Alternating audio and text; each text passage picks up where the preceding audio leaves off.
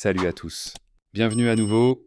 Merci de nous rejoindre aujourd'hui. Nous avons une toute nouvelle histoire à partager avec vous. Alors, commençons. Je m'appelle Nathaniel. Lorsque j'ai finalisé mon divorce, même si je l'avais vu venir par bribes au cours de l'année passée, rien ne m'avait préparé au silence qui a suivi quand cela s'est réellement produit. La nuit après la finalisation du divorce.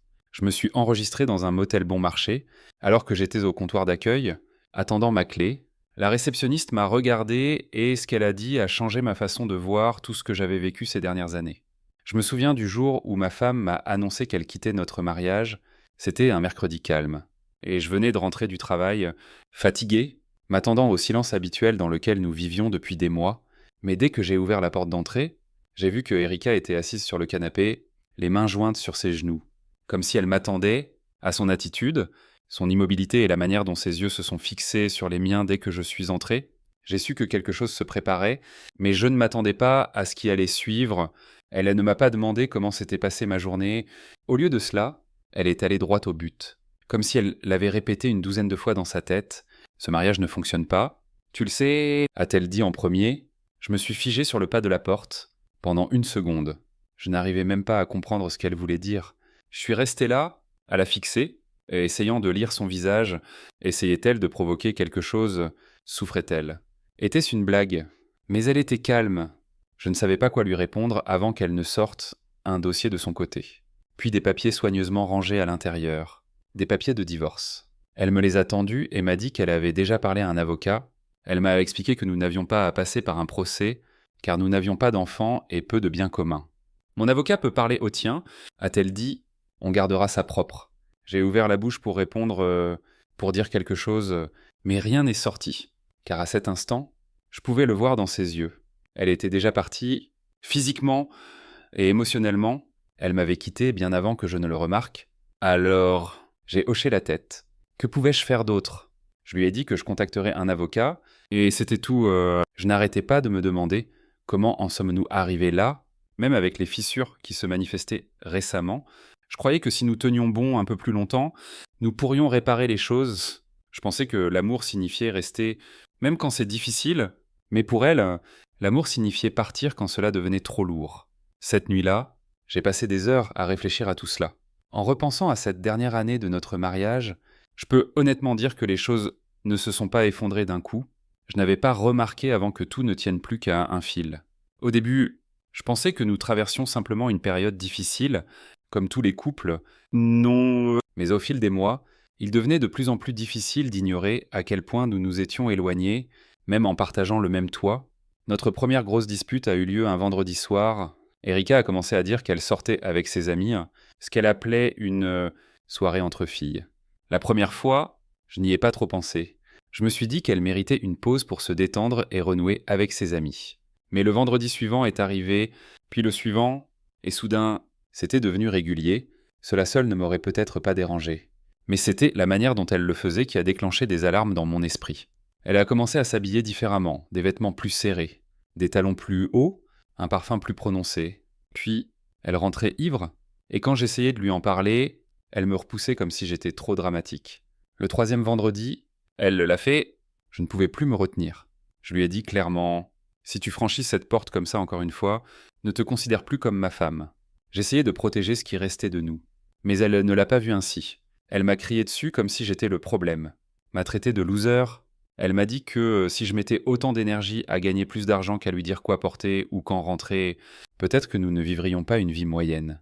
C'était la première fois que je l'entendais me parler ainsi, et honnêtement, ça m'a brisé. Après cette dispute, elle a arrêté de sortir le vendredi, mais cela ne signifiait pas que les choses s'amélioraient. Au contraire, elles ont empiré. L'atmosphère dans la maison a changé, elle a commencé à critiquer tout ce que je faisais. Tout ce que je faisais semblait l'agacer. Elle me regardait à peine. Et quand elle le faisait, c'était avec un ressentiment silencieux, comme si j'étais la raison pour laquelle sa vie n'était pas celle qu'elle avait imaginée. Elle s'assurait que je sache, pas encore et encore, qu'elle n'avait pas signé pour une vie moyenne. Ce mot a commencé à me hanter. Elle prétendait que la vie que nous menions était moyenne, comme si être stable, constante. Loyal signifiait que j'avais échoué. Le plus étrange, c'est qu'elle avait toujours été satisfaite de notre vie avant. Nous n'étions pas riches, mais nous étions à l'aise et payions nos factures. Je ne comprenais pas ce qui avait changé. Ou peut-être que je ne voulais pas comprendre quand elle m'a tendu ses papiers de divorce. Nous dormions déjà dans le même lit comme des étrangers, sans conversation allant au-delà de passe le seul. Ou à quelle heure est ton rendez-vous? Et l'intimité, j'ai essayé. Vraiment, mais chaque fois que je tendais la main vers elle, elle se retirait, comme si j'étais un étranger mendiant, quelque chose qu'elle n'avait aucune intention de donner. Oui, ce n'était pas une grande chose. C'était un long élan démêlage. Et à la fin, la seule chose que nous partagions encore était le silence. Dans les jours qui ont suivi l'annonce d'Erika qu'elle voulait divorcer, tout s'est accéléré, mais en même temps, tout semblait lent. J'ai contacté mon avocat, même si une partie de moi espérait encore qu'elle changerait d'avis. Elle ne l'a pas fait, elle était calme. Stable et claire à chaque fois que nous parlions, c'était comme si elle avait répété ces lignes, déjà en train de vivre l'après pendant que j'essayais encore de reprendre mon souffle. Quand les négociations ont commencé, elle a dit qu'elle ne voulait pas mes biens, qu'elle n'essayait pas de compliquer les choses, mais ensuite, elle a clairement dit qu'elle voulait garder la maison, qu'elle l'aimait, qu'elle s'y sentait chez elle. Je ne sais pas ce qui m'a fait le plus mal, qu'elle me demande de quitter la maison que nous avions construite ensemble, ou réaliser qu'elle était plus attachée à la maison qu'à l'homme avec qui elle l'avait construite.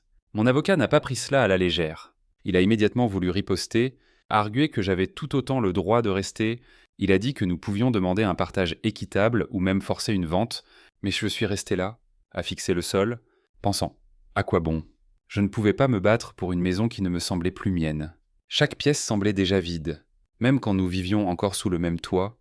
J'ai dit à mon avocat de ne pas discuter, de la laisser garder l'appartement. Si elle en avait fini avec le mariage, prolonger la question de qui gardait quoi ne ferait que me causer plus de douleur. Je voulais la paix, à la fin. Elle a gardé l'appartement, j'ai pris la voiture et les investissements que j'avais constitués au fil des ans, cela me suffisait. J'ai emballé mes affaires lentement et soigneusement. Chaque objet que je touchais semblait plus lourd qu'il n'aurait dû. Les tiroirs, la garde-robe, la cuisine. Tout était rempli de morceaux d'une vie qui ne m'appartenait plus. J'ai mis en boîte ce dont j'avais besoin, donné certaines choses et enfermé le reste dans un garde-meuble. Je n'ai pas appelé mes amis pour aider. Je ne voulais pas entendre la pitié dans leur voix ou expliquer les choses encore et encore. J'étais déjà fatigué. J'ai décidé de rester dans un motel bon marché pendant un moment, juste le temps de trouver un appartement convenable. J'avais juste besoin d'un endroit calme, d'un endroit pour être avec mes pensées sans avoir l'impression d'être dans l'histoire de quelqu'un d'autre. Je me disais que ce serait temporaire, mais une partie de moi savait que j'avais besoin de cette tranquillité. J'avais besoin d'être seul, pas solitaire. Il y a une différence. La nuit où je suis arrivé au motel, je voulais juste une clé, un lit et un endroit où personne ne connaissait mon nom. Je me souviens d'avoir garé ma voiture dans le parking du motel, le coffre plein de boîtes et le cœur plus lourd que jamais. À l'intérieur du hall du motel, c'était calme. L'éclairage était tamisé. Et l'air sentait légèrement un nettoyant au pain vieilli et du café. La réceptionniste, qui semblait avoir une trentaine d'années, avait une présence calme et une voix douce. Elle a levé les yeux quand je suis entré, a jeté un coup d'œil à mon visage et n'a pas insisté. Tout en cherchant une clé pour une chambre disponible. Elle a simplement demandé « Journée difficile ». J'ai hoché la tête faiblement. J'ai finalisé mon divorce aujourd'hui. Elle n'a pas bronché. Elle a juste glissé la clé sur le comptoir et a dit quelque chose qui m'a frappé plus fort que tout ce que mon ex avait dit en des mois. Certaines fins ne signifient pas un échec. Parfois, elles signifient simplement que vous avez cessé de vous mentir. Je me suis figé, au fond de moi. Je savais qu'elle avait raison. Je n'ai rien dit d'autre.